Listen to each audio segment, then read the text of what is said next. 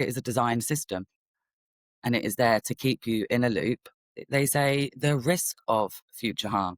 So Mhm. there can be no harm at all that's come to a child. These people can come and take them and say, well, there are risk, there could be. But then that's just crazy. The police So, smashed through my door on the 4th of May to come and get my son.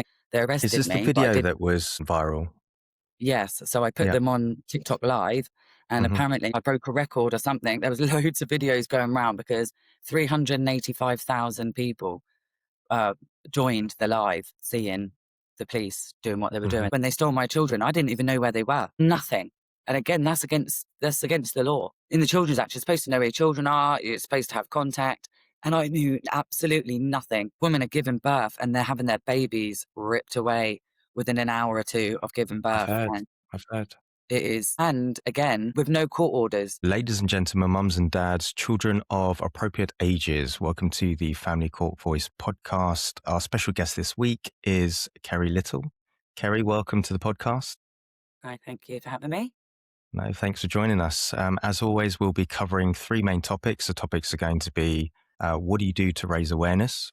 So, we'd like to know a little bit more about your social channels, why you do it, um, what you're aiming to achieve by doing that. The second will be around the family court system itself. So, it could be the courts, the judges, child agencies, CAFCAS, social services. And then the third topic will be around mental health. It could be, how has this affected you, your children, and what advice would you have for other people? And then, as always, we'll end up with some quick fire questions and before we finish. Okay, so Kerry, the floor is yours. I'm really happy to have you on. And like I said, when we spoke before, a lot of the conversations and the area of family court and parental alienation that I come across is always from the perspective of fathers. But being in this community, I've started seeing a lot more stuff coming up on my feed with regards to single mothers and how the family courts and social services and parental alienation is really affecting them. And it's really opened my eyes to things. And I've realized that it's not necessarily a gender thing, it's happening on both sides. So, do you want to start by telling us a little bit about what you do and why you do it? Yeah, well, I basically started speaking out about my own personal situation because I felt like I had nowhere else to turn because applications were being dismissed without merit when they had total merit and things like that. And then with speaking out and putting things on my social media, I obviously came across a lot of other women and men that are going through it too, through the court system. And I found that it's encouraged a lot of others to speak out, which is another reason why I do it, because obviously silence is protecting the harm. That's the reason I was doing it as well. It's the exact same reason, yeah. And so many people aren't aware of what goes on because even myself, until I had experienced this, I did not think that there was any way that people could come and take your children just like that. When you hear about someone's had their children taken or their child taken, you think there must have been something really bad that's happened. And it's not. And even by their own laws, it doesn't have to be because they say the risk of future harm. So there can be no harm at all that's come to a child. These people can come and take them and say, well, we think you might, there are risk, there could be. But then that's just crazy anyway, because no one would do anything if we lived by that sort of rule. So it's really about, for years now, the courts have been trying to, I guess, silence everybody from talking about it. They've been operating behind closed doors. But now what I found personally is that with the rise of social media, people aren't afraid anymore. People are taking to social media and actually telling the stories of what's happening behind these closed doors, the secret family court and, things like, restricting access to children, things like forced adoption and having children, like you say, taken away, kidnapped and taken into care for no reason. It's people are talking about it like a pandemic or an epidemic. Yeah, well, it's a national scandal, to be honest. And it's not just national, is it? It is worldwide, but obviously we're here in the UK dealing with it. But Mhm. yeah, I'm glad that obviously others are speaking out, but there are also so many people that are still afraid to speak out because They will then have their contact with their children cut and things like that. But then people need to, the wider public need to be aware that haven't actually had any dealings with social services of how it works as well. Because if it's about safeguarding children, then the reasons given for people not allowed to see their children is not of any safeguarding issue. It doesn't make sense, does it? No, like I haven't seen my children since 2024, and the law actually states that social services can only stop contact for 7 days, and then they have to take it back to court and get a court order for no contact. And they haven't done that. I got a letter from a manager at social services telling me I won't be seeing my children, and I can have letterbox contact twice a year, and that they will read it first and they will redact anything they don't deem appropriate. But then I've seen other people online where they have shared a letter that they've written for their children and also shared the email from the social worker telling this woman that it is not appropriate to tell her children that she loves them. I think this lady said, "My handsome little man." No, that's completely inappropriate, apparently. Then they basically told this lady that she can just tell the children what she's been up to. So, you're not allowed to tell them you love them, you miss them, that they're handsome or anything like that. So you can just tell them what you've been doing, which most of the parents aren't doing a lot apart from trying to get through each day without their children. Hmm. And even if they were doing things, how would a child feel? They haven't seen their mum or dad, and then they're just getting a letter. No love you, no miss you, just telling, oh, I've been doing this, I've been doing that. It's like what I've come to realize in 3.5 years of dealing with it, well, this just particular situation, but actually I've been dealing with the family courts for the last 10 years. In that 10 years, I've actually realized it is well, not just realized, I've discovered, and there's evidence of it is a design system, and it is there to keep you in a loop. They support the parent that is using the children or being abusive towards the other parent. It, I know lots of men do think that the courts favor the women, and I'm sure in lots of cases they do. But where there's actual abuse and purposely using the children, they will side with that parent, whether that be the mother, whether that be the father, because they knew the protective parent is going to keep fighting for their children, and they're going to be in the system and perpetuating it, and more applications, more money for them, and it just goes on and on.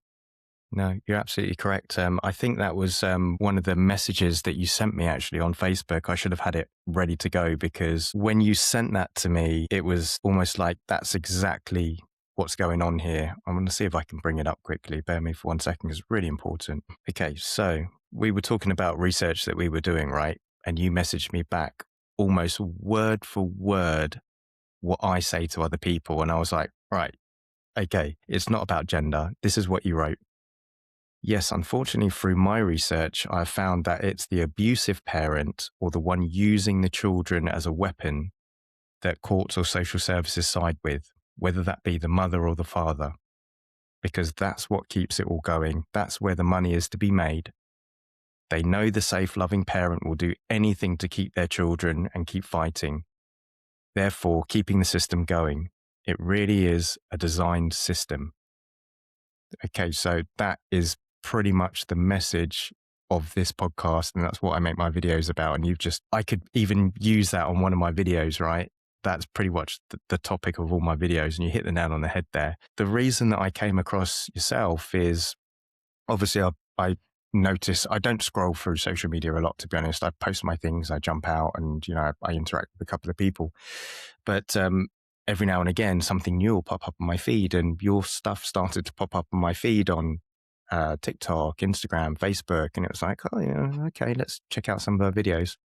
And I've noticed some of them have even gone super viral, which is amazing, right? Do you want to tell us about some of those? Yeah, so in May 2024, it was the 4th of May, that the police actually came to my house again because my youngest son, who had been taken on the 2nd of August 2022, along with his brother, they had been separated as well. But my youngest had run away from the foster carer that he had been with for nearly 2 years. He made some pretty concerning, well, extremely concerning disclosures actually. And this was actually when I was having contact. Well, I hadn't for a few months because they had been messing me around with my contact. But even when I was having contact with my son, he was telling me certain things that was concerning enough that I was raising and nothing was being done about it. You get 2 hours, a measly 2 hours a month. And you want to try and make it as positive as you can. And then when your son's telling you things, but I actually didn't even know the half of it. And he actually disclosed that the woman that was looking after him was pouring wine in the morning and telling me it was pear juice. Now, I took my mind back to one of the times that actually, when I went back to her car to say goodbye to my son after when I was allowed in the community with my children, um, I thought I smelled alcohol. And the way these people make you feel, I thought, am I wrong? No, what if I am wrong? I thought, no, I'm going to say no. He's not getting in that car. But the way they make you feel is you're the causing trouble, that you worry that, you're not going to go home with your child. This is so against nature, what these people make you go through, Hmm. and your decisions you have to make. And obviously it turns out that she probably had been drinking alcohol if she's drinking wine every morning and, she's driving my son around. But so anyway, he ran away and I kept him safe for 4 days with me. And the So he police, he came back to you. yeah, he ran back to me, yeah. And even after that, the social worker has put in a report after that my son said it was the best 4 days of his life since being taken into care. And we were basically in hideout in the house. So, it's shocking the things. There's certain things that I can't put out there for my son's privacy and stuff. For the awful, awful things that have gone on. The police smashed through my door on the 4th of May to come and get my son again. They Is arrested this the me, but I video did, that was viral? yes. So I put them on TikTok Live, and apparently I broke a record or something. There was loads of videos going around because 385,000 people uh, joined the live, seeing the police doing what they were doing. They were completely ignoring my son and the disclosures he was making. I don't think any of them really knew what they were doing. And then when I got arrested, they didn't even finish telling me why I was arrested. And then when I came back out, I was released, and my son was nowhere to be seen. I So haven't you seen were him since. arrested that day. Yeah, and they said at the time, he said for encouraging a child. That's what's on the video, and he stops.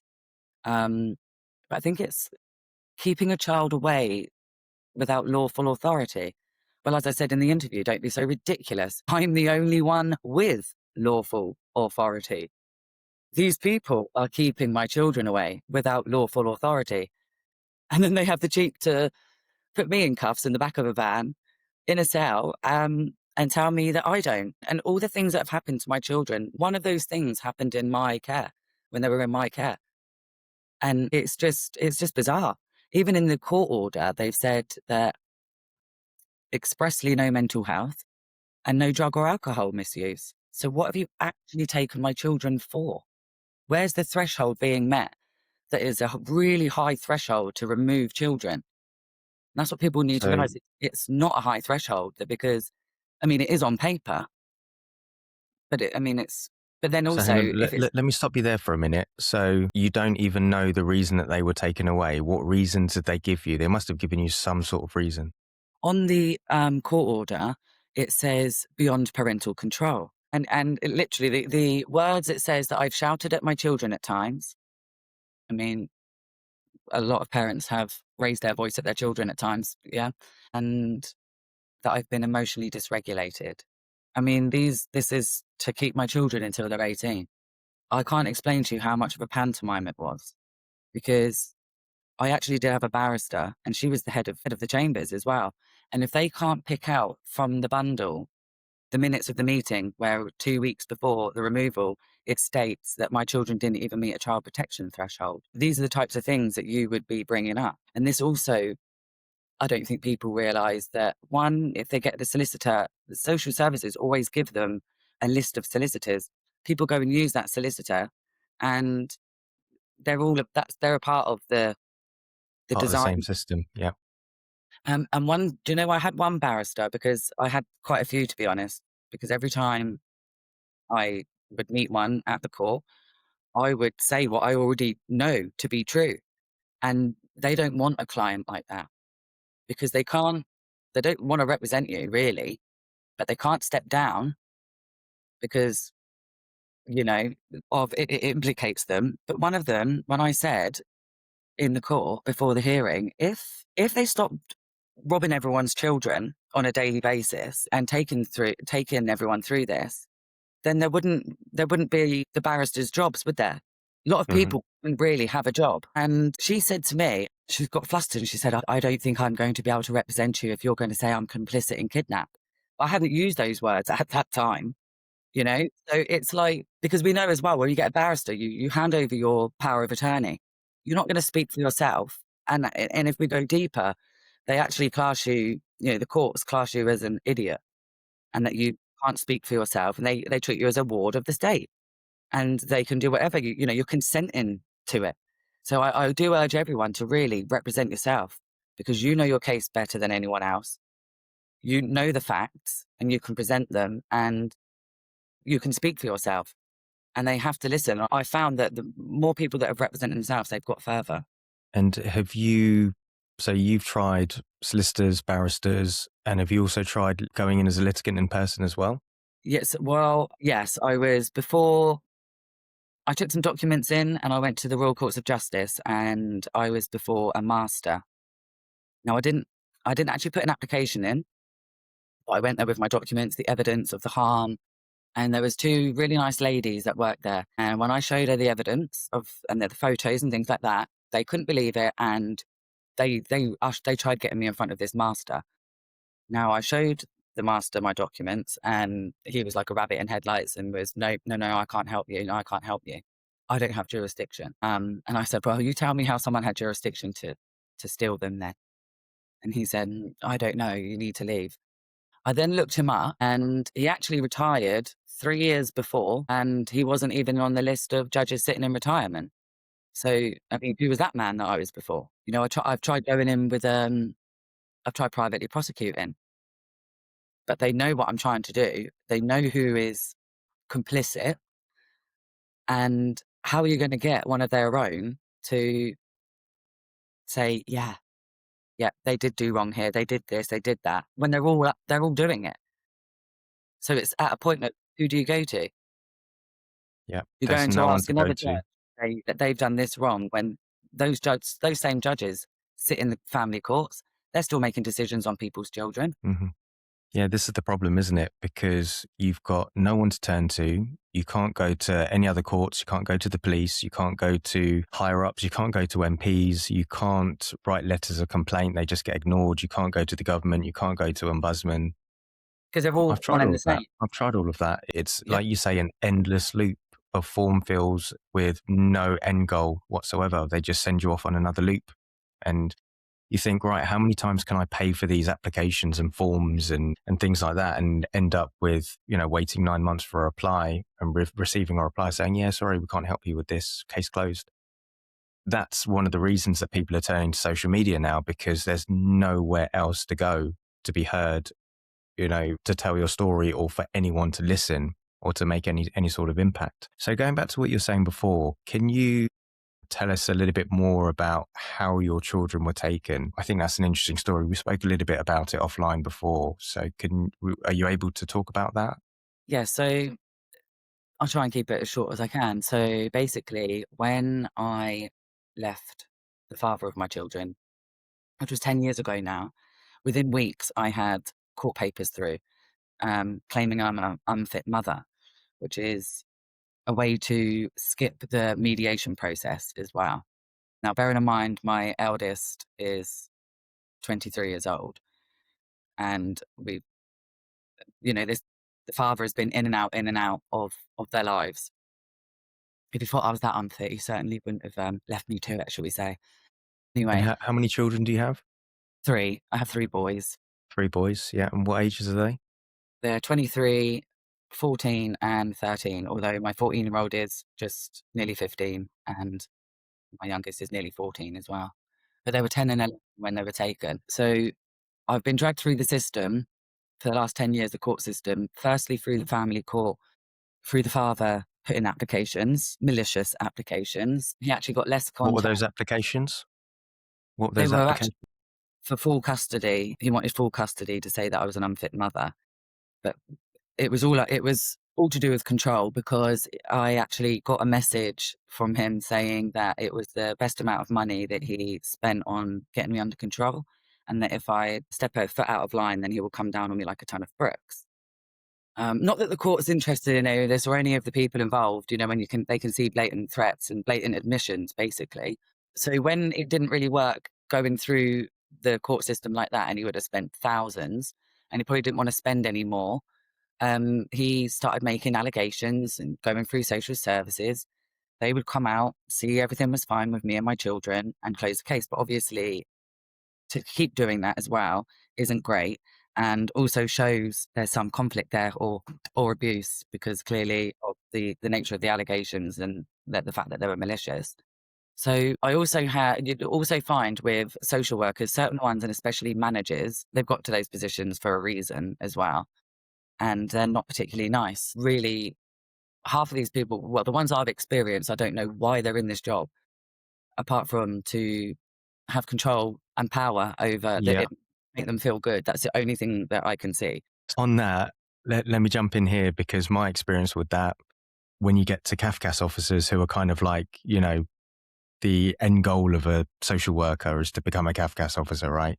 So the demeanor that I've noticed of the CAFCAS officers and the managers of social workers, they've all got the same demeanor, that very sharp, bossy, in your face, aggressive, belittling behavior, and and tone, the way that they talk to you. It's, Patronising. yeah, and they don't seem to have any answers for anything. They just try and shut you down and talk. Okay, so what about this? Yep. Okay. Yep. No, blah, blah, blah. It's very short, sharp, and as if they know everything. But Yeah, then what because I've they do, also it's what they found, think. Yeah, they haven't got I a actually clue. ask them questions. I say to them, okay, I've got 10 years experience doing this. Okay. So, if you're experienced, and if you're the most experienced person, as you've just told me, can you explain this to me? No, I don't. I can't off the top of my head. Okay, so give me one example. I said, I'm asking you a really basic question about the job that you're making decisions on. You're not able to do that, and you're calling yourself an expert. Do you see what I mean? They just can't answer it. And that is exactly when they turn on you. You're Hmm. not allowed to ask questions unless you literally say, yes, sir, no, sir, 3 bags full. Yeah, do whatever. If you dare try and exercise any of your rights, or, then forget it. Then you are targeted. It's literally like that, because that's all I do is ask. Or when they've lied, I've pulled them up on their lies. Like one of them, when I was saying, because I had the family support worker, and the woman that actually took my children, I've got the text messages from her. She wanted to close the case. So there can't be, and we're on a voluntary plan. So, but then she was going to take away my family support worker that had really become more of a friend, and the kids really liked her. So I said, well, no, I like her coming around. And they said, oh, well, we were going to give you someone else. And I said, well, what for? The children like her. We don't need loads of different people. Hmm. And she said, oh, it's demand and capacity. There's too much demand and there's not enough capacity. And I said, it makes no sense. Please stop insulting my intelligence, because if you're going to take my family support worker and give me another one, and give my family support worker to another family, what's changed in the demand and capacity? The narrative they're trying to build, in my Yeah, opinion. exactly. So there's nothing that's changed. And so, but because they can't answer, then you're difficult and you're aggressive, and, it's absolutely, Argumentative. If yeah, you ask questions, then you're argumentative. yeah. And if you don't allow them to tell you what to do, like in some contacts, my son's been telling me things, and a contact worker, she sat there typing away, and she'd say, right, change the subject. No, you're not allowed to talk about that. And I say, excuse me? My son is telling me very concerning things, and he can absolutely tell me, because I'm going to leave in a minute. He's not going to see me for a month. He needs to tell me. And when I've questioned and said, what do you expect a mother to do when her child is saying, you tell me what you say I should have said in that situation. Oh, you should say, don't worry about that now. That's adult. We'll speak to an adult about it later. Let's play this now. And I said, you're having, like, literally having a laugh. Because what do you think that would do to a child when they've plucked up the courage, not that they need to pluck up the courage with me. I'm saying in general, my children can talk to me about anything and they know that, which is why they have. But I said, what do you think that would do to a child when they've got the courage to speak about something that's happening to them and an adult says, yeah, don't worry about that now. Let's just do this. Stop them from ever speaking up again.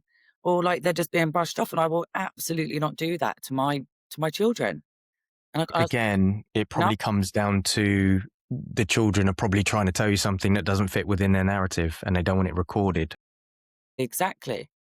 And the same thing is my son basically described, he explained to me in contact, he described how he said that when every time he thinks about when he was stolen, he described the physical feelings that he got and what happened to his body and felt like he was going to pass out basically every time he thinks about it. And I looked at the contact supervisor and I said, that is trauma. See what you've done to my children, what these people have So, caused. important question, was that recorded in the report?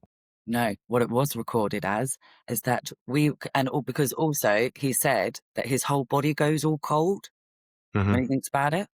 So I'm Yeah. thinking like probably goosebumps. It's trauma. It's PTSD in my Yeah, opinion. of course. It is. And it was recorded that we went outside, didn't have his coat on, and told his mother he was cold. But then the next time when So I got that's there how they before, wrote that section up. yeah, Okay. and I've got a recording. Sorry.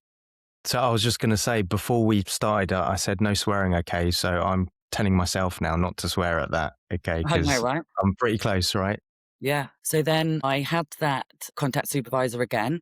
When I went to the contact the next time, I have to go there earlier. And I recorded myself and him, the conversation. And I said, are you in the contact today? And he said, yes. And I said, well, you need to be reporting the contact, truthfully, because you're not. He said, yeah, I did.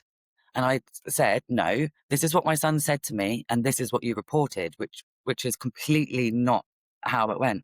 And he said, no, I reported what I saw. And what I said, but you couldn't have done because that didn't happen, did it? And then basically my son had come in anyway. So he stopped and I said, hi, you can hear me on the video. Oh, hi, darling. That was it. And I got stopped from seeing my son for that, literally, because apparently I had gone there, kicked off. My son was really scared. No such thing happened. And I say these people literally make it up and lie. And it's beyond It's belief. false reporting, isn't it? I've seen it Yeah, firsthand. They false report on everything. Another question I've literally got is, do you record all your interactions with the social workers? everything. Okay. Absolutely everything. And I urge everyone to do the same. I mean, apart from the fact that they can't stand it, but if they're telling the truth, then they haven't got anything to worry about. Exactly, exactly. It's Because a question that also, comes up a lot, right? People are like, "Oh, I don't want to upset them or make them feel they like I'm don't. being angry or aggressive or, trying to stitch them up." I But don't tell them. that's what I thought originally because I thought the same thing. I went on like a Facebook forum and stuff, and someone advised me on one of these stupid groups. They said, "Oh, you can't do that because it makes them feel uncomfortable, and you don't want to give that impression to make them feel bad." So trust them to do the right thing. So I went in, trusted them to do the right thing, and then you literally get this report back with 18 pages of things that didn't even happen, and you're thinking, now if I'd recorded that they wouldn't have a leg to stand on because even if you write a response to what they've written in their report and explain this is not right and this is not true, you seem to be made out to be the bad person because it's like, oh, this guy's clearly argumentative or this person's clearly argumentative because they're just arguing all these different points. But all you're saying is, hey, none of this happened. None of this is right.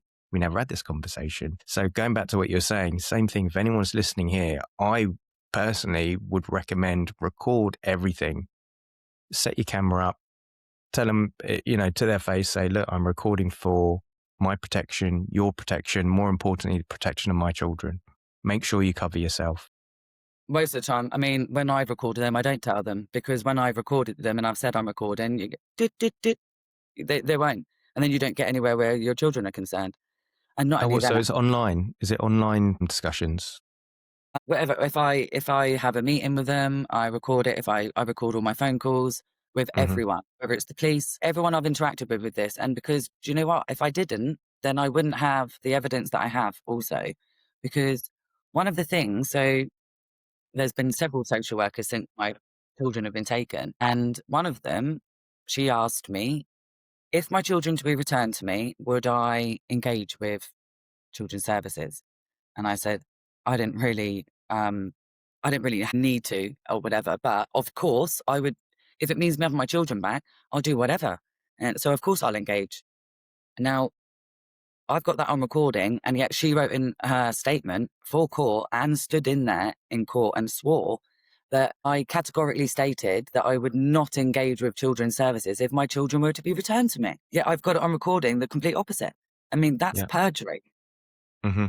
You're But they correct. don't. The thing is, they think that they don't class it as perjury because they know damn well it's not a real court of law. It's not. It's a building that looks like a court that a bunch of corporate men and women are doing business through and in using our children as assets. Yeah. So this is my opinion on things as well. I think that the government is just exploiting families for profit. You know, they're Absolutely. exploiting separating families to try and benefit off it, and they're exploiting single mothers to try and take the children and again to profit off it because there's profits to be had there. That's my opinion on things. And that's, again, one of the reasons that I want to do this because I want to try and find out as much information as possible. Yeah, and for the people that think as well, because they say, oh no, it costs the council to put children in care, so it's not. No, what happens is any children that, whether they're on a SIN plan, whether on child protection, whether they're in care, any of it, the more referrals that come through, the more applications, the more children that come through the system, that generates funding. So that council gets more and more money. So if they've taken more children that year, they get more money. It's not how people, it's how people think. It's contracts. I've got another recording from lab. He admitted the councils have contracts with the labs that do the hair strand testing and the alcohol testing. Hmm. I mean, and then people wonder why, when they haven't touched a drug, it's coming back that they have, because it it Or doesn't matter. why you have to use a court approved lab. Yeah, that's what. Yeah, it all goes through the court, and then if you say no, then they'll say, "Oh wow," the judge will basically think that you have. Then, I mean, I've had my hair cut out. It's proven that there's no alcohol, no drugs. But the thing is, even the recent test. I mean, I had my own one as well, and they still come back. I was actually doing dry January as well. Okay, so there's definitely not a drop of alcohol, but yeah, it said I was a moderate drinker.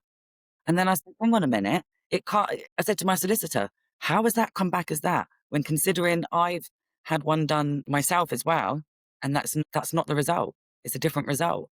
And all my solicitor saying was, oh, don't worry because it's not a result for concern. The court won't care about that. Basically, I said, but it's completely wrong. Whether they've got concern because they're not saying they think I'm a drinker, but it says that when I've got no alcohol in my system. How so? But Hmm. they don't. Yeah. And also, solicitors are there to take your instructions. They're supposed to advise you on the law, and instead they may as well be social workers. They sound like them. They defend them, even when they're your solicitor. I mean, how's that? And if you instruct them to do something, they say, "Oh no, I don't think that's best." And I say, "Well, that's what I want you to do." Like I've said, I want to put in, I'm discharging this order. Oh no, they start making findings. They can't make findings that aren't there. I mean, obviously they make it as they go along, but So they it tell you they sounds can do like this. despite everything that you've told me about with regards to their father, with regards to the social workers and the foster carers and things like that, it seems like you've still got your children on side. Is the relationship still good with them? You know, what's your experience been like with parental alienation? Have you had to face any of that? Well, obviously, for the fact that I haven't seen them since 2024. Now, the only contact I have is through phone. I'm not social. Don't know. I mean, they must know it because there's not a chance that I would be going this whole time and I wouldn't have spoke to them at all. It just wouldn't have happened. I wouldn't have allowed it. So why are you not allowed to see your children? Not even in contact or anything? They're only allowed to, under the Children's Act, they're only allowed to stop contact for 7 days, and then they have to take it back to court to get a court order. but they don't follow any due process whatsoever or follow any laws. So I had a letter from manager saying that they can't safely supervise my contact because, if so, one of the reasons there's nothing wrong with the contact. I mean, and all my contact notes say there was no safeguarding concerns. My children are very well looked after in my care. Absolutely no safeguarding concerns, and certainly not in this contact centre.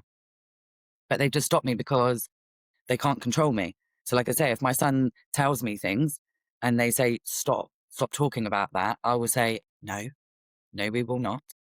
And they will say, well, we'll stop contact. We have to stop contact. And even my kids at the time would say, try it. We're not going anywhere. We're staying here with our mum.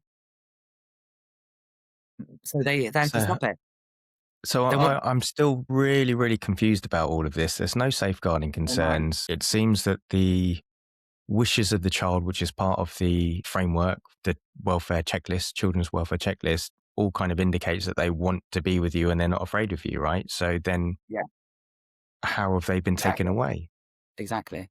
So what happens on the 23rd of July, 2022, police turned up and started battering in my door. Hmm. They caused significant damage. They were shouting outside that they were getting armed police. They went round to the back of the property and was, whacking the French doors back there. And they were outside the property for 4 hours and then they left. And Was there any indication that this was due to happen, or was it just completely out of the no. blue? Oh, I couldn't believe it. Well, at first, when they started whacking the door, they didn't even give a chance to open the door anyway. It was bang, bang, bang, start smash, smash, smash. And um, So no phone I, call, no letter, no court order. no, no, nothing like that, no. And it turns out it was from an allegation that apparently I had harassed my ex partner, which Hmm. didn't happen anyway. You And it mean went, their father? Their father? yeah, the children's father, yeah. Hmm. So then that was the 23rd of July, 2022. I have in writing from professional standards that they had no right or authority to do that to my door because harassment isn't an indictable offence, therefore cannot force entry. Now, I feel like to cover their backsides there, just not very long later, on the 2nd of August, 2022, they came to my mother's property, smashed through her property, arrested me. I still was none the wiser that it was anything to do with my children. I just thought, because I'm used to this with the ex making absolutely ridiculous allegations to the police and the police acting on it. Yeah, anything that they've got from me and photos of my injuries from the violence and even admissions of him strangling me, nothing. It's just ridiculous. So yeah, basically they arrested my mum on that day as well. I was at the police station and I said I wanted my phone call and they said, who do you want to call? And I said, my mum. And she said, oh, the officer said, no, you can't. She's here. And then as soon as they said that my mum was there and had been arrested, I knew that something was wrong with my children. And I said, oh, where are my children? And they didn't tell me for 6 hours. There's all lies in the police record of like when they told me and things like that. But even in the police record, there isn't anything to say as to why they took the children. It says that I think it was something like I was reluctant to engage or something, not a reason to take the children. They were the police were on the video saying, we need to get out of here drastically. They were covering the body cameras. One officer questioned, was this normal? And the other officer said, no, it's not, but because it was pre-planned, but they're using the excuse of the risk to life or limb. But even if there is a risk to life or limb, if they genuinely believed that there was a risk to life or limb, when they've smashed through someone's house and realized that that isn't the case, they don't just carry on. You've got to say, sorry about that. We just needed to make sure. Then they leave. You don't go and steal the children. And one of my sons was actually at my father's house and they've put on the report that they took both my children from my mum's, which wasn't the case and they know it. It's because they Hmm. have to lie and say, but then there isn't a reason on there to say as to why they were taken. There's several inspectors on there and said, we don't think it's right to speak to the children at this time.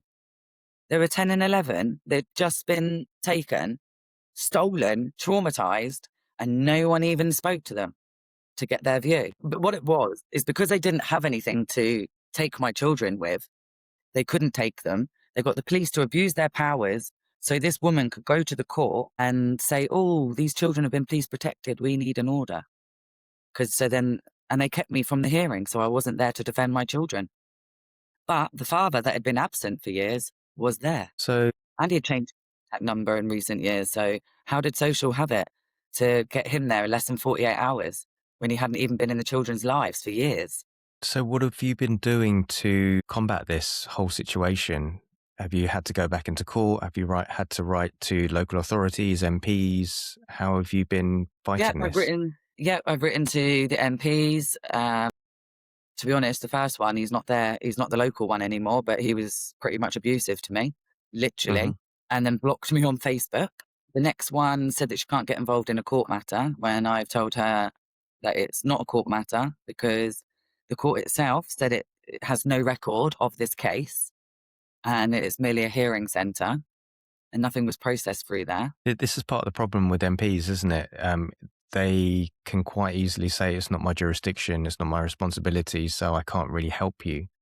So But it's if you exactly can't, their but the family court is not, so they can just use that and say, hey, this is not for us. This is not our focus. And I'm sure that they're probably given those instructions from higher ups, right? To say, look, you can't get involved in this type of thing. So it's who do you talk to? It's Where'd you actually a go? fraud matter. Hmm. And it's a police matter. The police, obviously, at the moment, is pretty difficult because the police were the ones that were complicit in the theft of my children. So you're trying to get them to investigate themselves. But at the end of the day, this crime's been committed. What I'm trying to do is I've asked for 3.5 years. Now, if they thought they were lawful in any way, then they would surely be able to give me the answer. And for 3.5 years, they still have not. I've said, if you use these powers, what reason for? Hmm. It's a simple question. They can't answer it because they know they know their own evidence. I mean, with the body worn footage alone, with them saying they need to get out of it drastically, that it was pre-planned. One was saying how excited they were to smash the door in. The other one was asking, are you buzzing? And they were also just discussing if this was supposed to be an emergency, they were like, oh, well, we could just PP the other one as well. So blasé. So I've even gone to the press and one of the women that I spoke to when I said that they are literally stealing our children and abusing our children at an alarming daily rate. And she said, I know. Hmm. And I said, "Well, So was it so local press or mainstream press? it was local. I've contacted many and Channel 4 being one of them as well. Again, I've got a tracker on my email, so I know exactly who's looking at it and, how long for and things like that. And people are seeing it. I mean, people are seeing things hundreds and hundreds of times. What, so they'll not necessarily ignore your email, they'll go into it, spend time reading it, and then come back multiple times to read it? Yeah, or forward it on. So if it's being forwarded on, then multiple people are then clicking on it, reading it, and seeing it, and Yeah, you can see the view rates and open rates yeah. and things like that.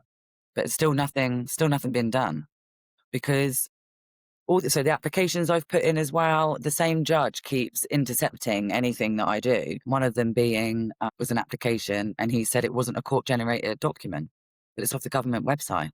So it absolutely is. So he's told everyone, don't do anything with it. So I can't get any, so that's there. I had a void order stamped by Winchester Court and a motion for discovery and an order for a counterclaim, and the court stamped it, which is more than what the order that I've got. I had a PDF and it's got no signature on it. It's got no court stamp on it. I mean, it's not a court order.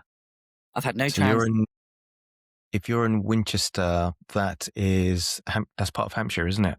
Yes. Yeah. It's Hampshire County Yeah. Council. Yeah. Okay. Um, but this same judge, because I got those documents stamped by a court and that court sent it to Portsmouth to deal with, the same judge actually wrote an email to all involved saying, this looks like a counterfeited stamp, and was trying Hmm. to accuse me of counterfeiting the court stamp and suggesting that they phone the police on me, which, I mean, the hypocrisy. So that's the type of thing. that I'm up against. It sounds bizarre. It sounds really, really bizarre. Yeah, I and unless I you're in I it, would people be don't realise. I'm absolutely shocked. Like I said, for the most part, people I've come across naturally have been dads on, the separating side of things. But the more and more I investigate and do research and find out about this forced adoption side, it's happening a lot everywhere. And single mothers are really being targeted. That's terrible. I know the one thing I do take is the fact that at least my children they were 10 and 11 and they know me. They know their mother. These women are giving birth and they're having their babies ripped away within an hour or two of giving I've birth. heard. And I've heard. it is, and again, with no court orders, they keep using this police protection, but the police protection is risk to life or limb.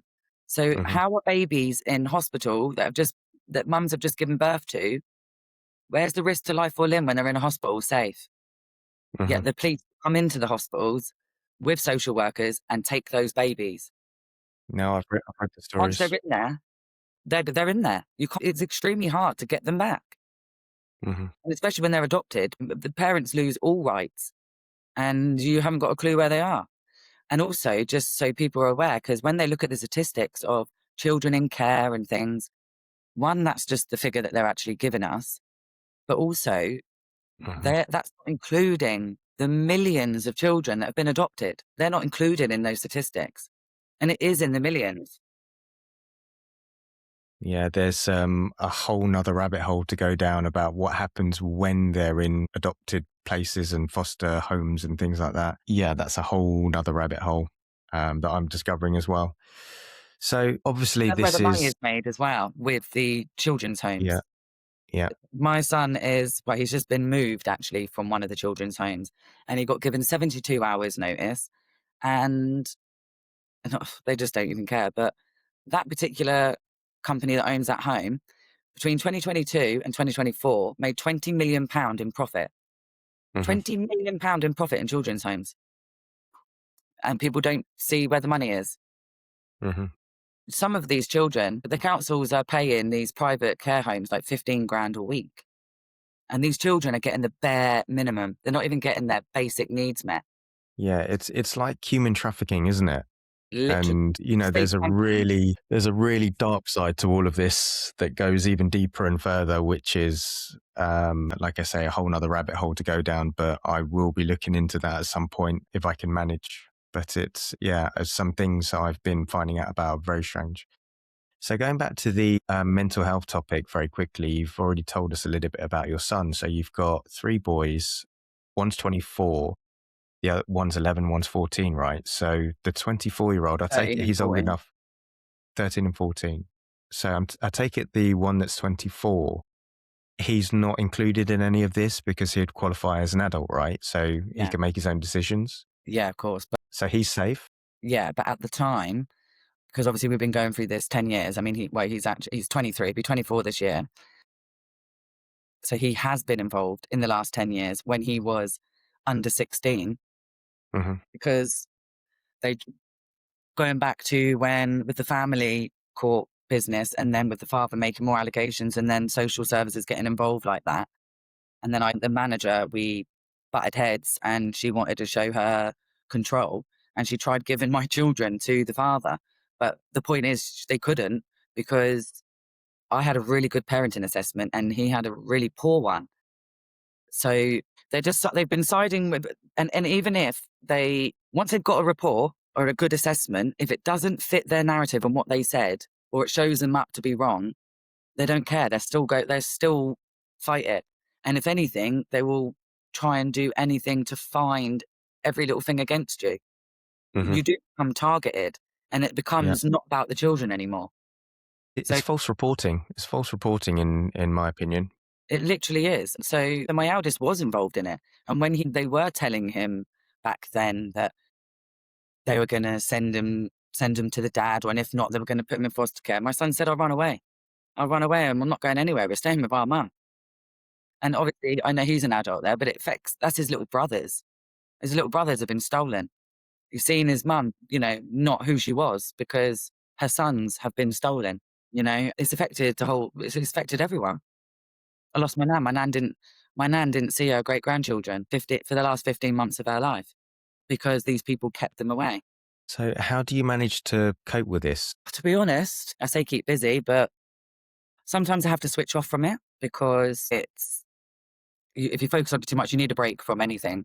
Too much of something it's all consuming. And I just try and help people. I try and look after myself as best I can, which obviously don't always happen when you're in extreme stress because it is torment. It is torture. For nearly a month when they stole my children, I didn't even know where they were. Nothing. And again, that's against the law. In the Children's Act, you're supposed to know where your children are, you're supposed to have contact. And I knew absolutely nothing. And actually, they moved my son in less than 4 weeks. They moved my son 7 times. And all sorts happened to him in that time. And I wasn't even told. My son was broke his collarbone. They didn't even tell me. I was literally 5 minutes down the road. And an ambulance apparently was going to take 4 hours. So they phoned this woman who lived 45 minutes away and is a drinker. And my son had to wait with a broken collarbone by himself at school, not with his mum, for her to come and take him. And there's just no care there. There's no care at all. So you can imagine yourself as a parent, imagine not knowing where your children are. How can it not be kidnapped? It's because they went to It's college and you legalized kidnapping is the term that I've heard. put them. Legalized kidnapping is the term Yeah. that I keep coming across. Yeah. I don't actually, and people say, yeah, it's legal kidnapping, but I don't even call it legal because how is it legal when they're not even following their law? If they're breaching laws, then that's illegal. If they're It's abusing their unlawful. powers, that's illegal. If they're committing fraud, that's illegal. Hmm. And what Fraud, they're doing, perjury, all of the above. yeah. And what they do when they steal them, because they have no reason to take them in the first place, but once you're already in the system, yeah, you've got no choice but to go through and carry on trying to get your children back and be a part of it. But what they're doing is they've got no reason in the first place. And then they go through that whole, if parents fight, they have the hearing and that, get the final care order. And then you've got to try and forget about what happened in the first place. Behaving unlawfully and illegally in the first instance, that does not, you can't correct that later on with an order. Whether even if, do you know what I mean? Even if there were risks Hmm. later on, which there wasn't anyway, but you can't do that. That's what they are doing. They're using orders to legalize what they did in the first place. And the thing is, it goes on for so long. And parents, I think, as well, like, this is 3.5 years of my children not being with me. Yeah, and it feels like so much longer, but also only feels like just yesterday. Yeah. You know what I mean? And it's like the two little boys that left at 10 and 11 that were stolen are not the children that they are now. And you don't normally see your children like changing because you're with them every day. It's only when you look back at photos and you think, "Blimmin' heck, look how young they were. Look how young they Hmm. looked." And now I'm seeing photos of my children and, it's almost like they're almost like different children. Hmm. Yeah. So yeah, it's really bad, to be honest, but I have to keep going. I've always been a Hmm. strong person and I won't I won't let these people break me I've got a or feeling, yeah, yes. I've got a feeling, and I hope that I'm right, but I've just got a feeling that there's going to be a bit of a momentum shift over the next few years. Reason being is that this has been going on for 30, close to 40 Decade. years, right? Already, this is what people have been dealing with secretly behind closed doors. It's different now because people are actually standing up. So people like yourself, hopefully one day I'll be included in that conversation as well. People are standing up. They're talking about it openly on social media. They're exposing the system for what it really is and what it's doing to people. Mainstream media are all starting to catch wind of it, and they're starting to cover more and more stories about it as well, which is fantastic. And I hope that continues. And that's, again, one of the reasons that I do this, because if mainstream media is not going to cover it all day, every day, Yeah. then I will at least do my best to do that. So there's always that conversation. There's always something being spoken about from my perspective, if I can. And then hopefully one day there's going to be enough pressure because, the courts now are saying that they're going to try and be more transparent. they're going to allow journalism and blogging and be more transparent with information. How true that's going to be, we don't know, but at Well, least. we've already got experience of that because I actually I'm involved with a lot of mums and dads now across the country, and some in America, some in New Zealand, because like I said, it's worldwide. But someone actually, one of the mothers, and she has been, it's terrible, her story, but she actually did get a reporter in for her, an application that she had put in, and she wanted the truth out there. And the Mhm. reporter absolutely slaughtered her and completely reported lies. So I don't hold out much hope at all with that because See, we know see, what the main. problem is the problem is with mainstream media, there's going to be a huge element of government funding involved. Do you know what I mean? So they have to they've got to keep the funding happy, so Yeah, to speak. Do you know, a lot of mainstream media is controlled. That's the whole point, right? It's like a hypodermic syringe where they feed you the information that they want you to hear. So let's hope that social media in the next little while makes a difference. I don't know whether you've heard of I guess you can call it a protest at the Spinnaker Tower in Portsmouth, April okay. 24th. So I'm going to be there this year. I think it's not too far from you either, No, but that's going to be a big day, I think, this year, where people are all going to get together and, congregate. There's going to be a big event where the lights are going to be switched on, the colors are going to be changed color. And, it was on the BBC News last year. So things like that, I want to join that movement. I want to be part of it. I want to be involved. So yeah, if anyone's listening again, check out the Papa website, Papa.org, on most social medias. I definitely recommend going down there. Hopefully you get to meet me in person, and hopefully, Kerry, you can be there as well. Um, I like to end every podcast with what I call the 3x3. So it'll be 3 questions about 3 different topics. You can answer them quick fire. You can answer them long form, completely up to you. Okay.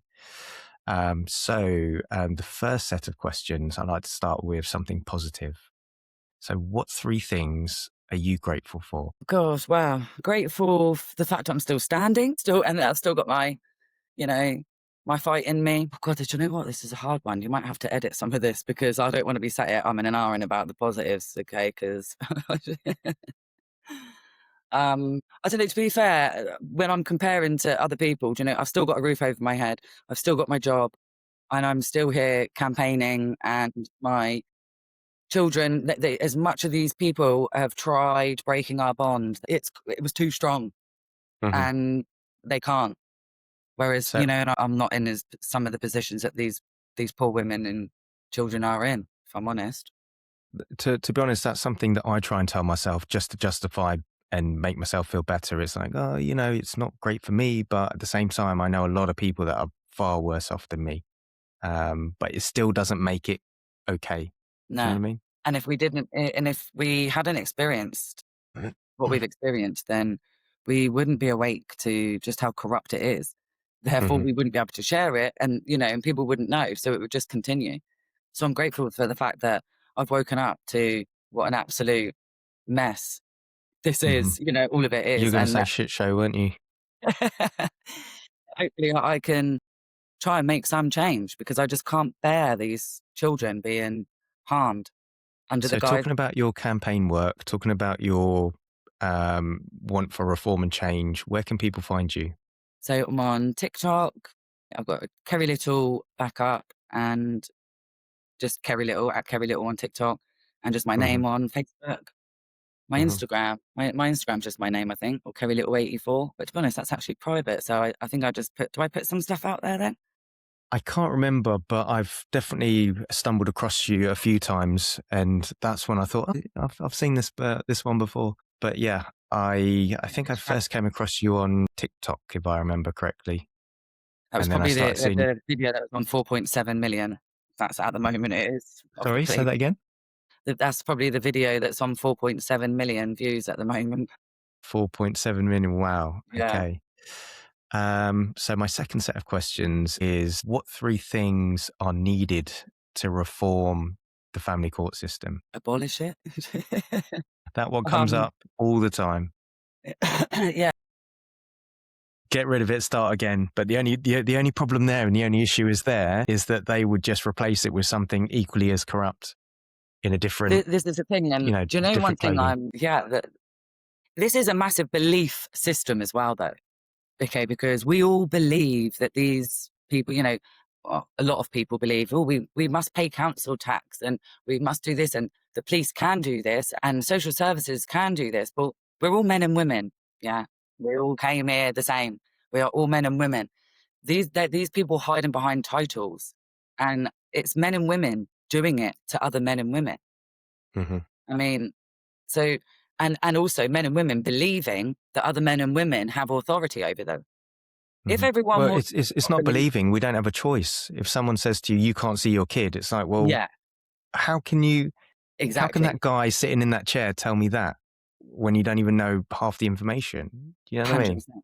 And this is the thing, and I do get it because people say, "Oh, it's not just a belief. They've actually done that. They have done that," which I know. And when we're in it, it is a bit more difficult, extremely difficult. But if on the masses, everyone said, every time someone got a court summons or this or that, and literally en masse, everyone said, "I don't think so," and literally didn't believe in it, there wouldn't be the system. Do you get what I mean?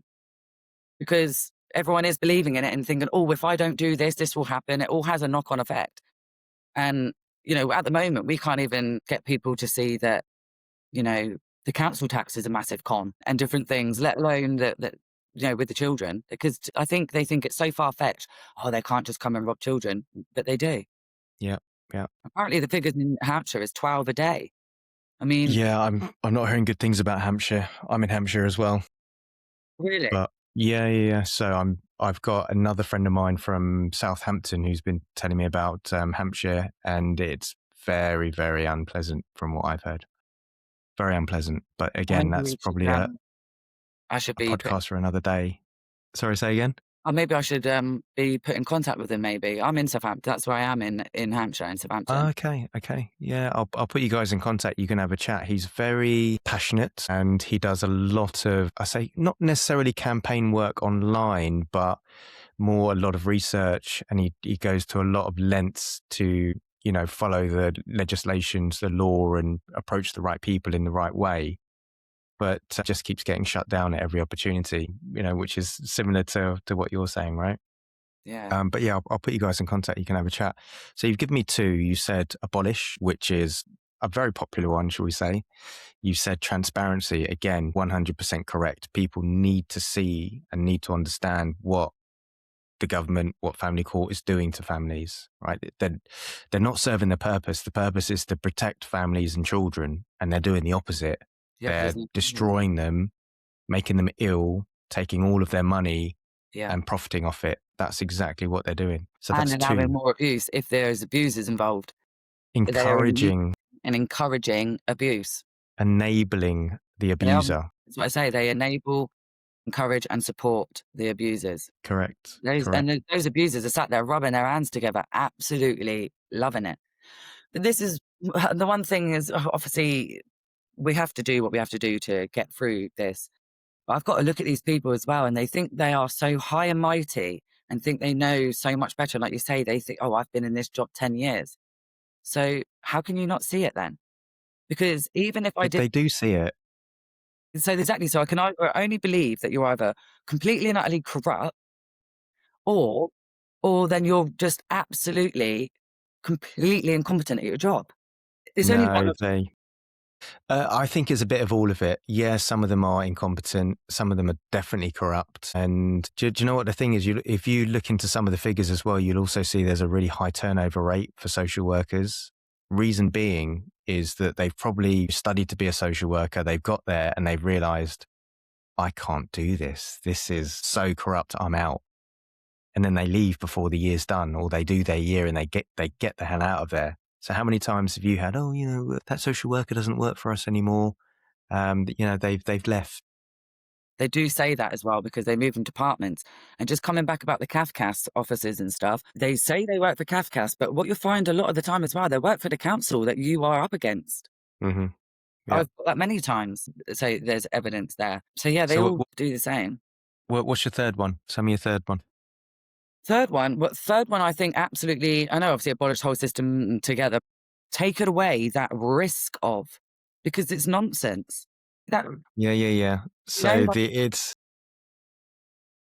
because they're taking away what children is who've it? been harmed in case they are harmed, and then Yeah. harming them. So we are going to we've not found any evidence to suggest the allegations are true, but for preventative measures, we're going to charge you for it anyway, or we're going to put the order in anyway. So, well, but you've just done a whole case to find out that none of it's true. So how can you put preventative measures in for something that you've already told me is not true? Yeah, yeah, Doesn't make exactly. sense. It doesn't make sense. That one is a big one, I think. That is a big one. How can you put preventative measures for something that's you've already researched and, evidence to find not to be true? Doesn't make sense. Yeah, Okay, exactly. so my third and final questions or set of questions is if you were to describe the system in 3 words, what would those 3 words be? Well, no, corrupt, Yeah. evil, and soul destroying. Corrupt, evil, soul destroying. Mm, literally is. Yeah. Kerry, thank you very much for joining us on the podcast today. Really appreciate your time and really appreciate you sharing your story with us. And we hope that it's going to help other people. As I said, if you're looking for Kerry, you can find her at Kerry Little on all of her socials. I guess my message to you is, keep doing what you're doing. Hopefully you're going to find, maybe not today, maybe not tomorrow, maybe not in a year, maybe not in a few years' time, but I'm hoping that one day people like yourself that are speaking openly about this, that are sharing the information, that are posting about it is going to make a difference in the whole grand scheme of things. Yeah, definitely need more exposure. People, be braver, speak out, because children need protecting. If you're listening to this, you are the resistance.